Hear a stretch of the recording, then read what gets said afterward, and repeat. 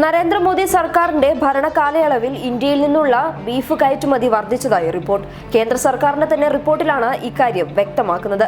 2014 മോദി സർക്കാർ അധികാരത്തിലേറിയതിനു ശേഷം ഓരോ വർഷവും രാജ്യത്തു നിന്നുള്ള ബീഫ് കയറ്റുമതി വർദ്ധിച്ചതായാണ് റിപ്പോർട്ട് വ്യക്തമാക്കുന്നത്. Agricultural processed food product export development authority പുറത്തുവിട്ട കണക്കിലാണ് ഇക്കാര്യം പറയുന്നത്.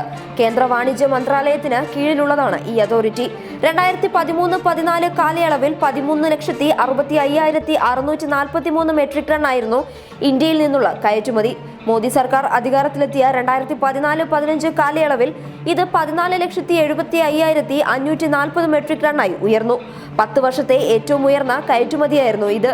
മോദി സർക്കാർ അധികാരത്തിലെത്തിയതിനു പിന്നാലെയാണ് രാജ്യത്ത് പശുസംരക്ഷണവാദികളുടെ ആൾക്കൂട്ട ആക്രമണവും വ്യാപകമായത് എന്നതും ശ്രദ്ധേയമാണ്.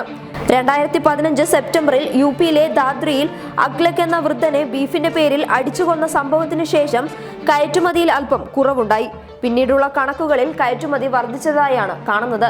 പശുസംരക്ഷണവാദികളുടെ ആക്രമണവും പശുസംരക്ഷണ നിയമങ്ങളും ഇന്ത്യയിൽ നിന്നുള്ള ബീഫ് കയറ്റുമതി കുറയ്ക്കുമെന്ന് മനുഷ്യാവകാശ സംഘടനയായ ഹ്യൂമൻ റൈറ്റ്സ് വാച്ച് നേരത്തെ തന്നെ സൂചന നൽകിയിരുന്നു. എന്നാൽ നേരെ മറിച്ചാണ് സംഭവിച്ചതെന്ന് സർക്കാരിന്റെ കണക്കുകൾ സൂചിപ്പിക്കുന്നു.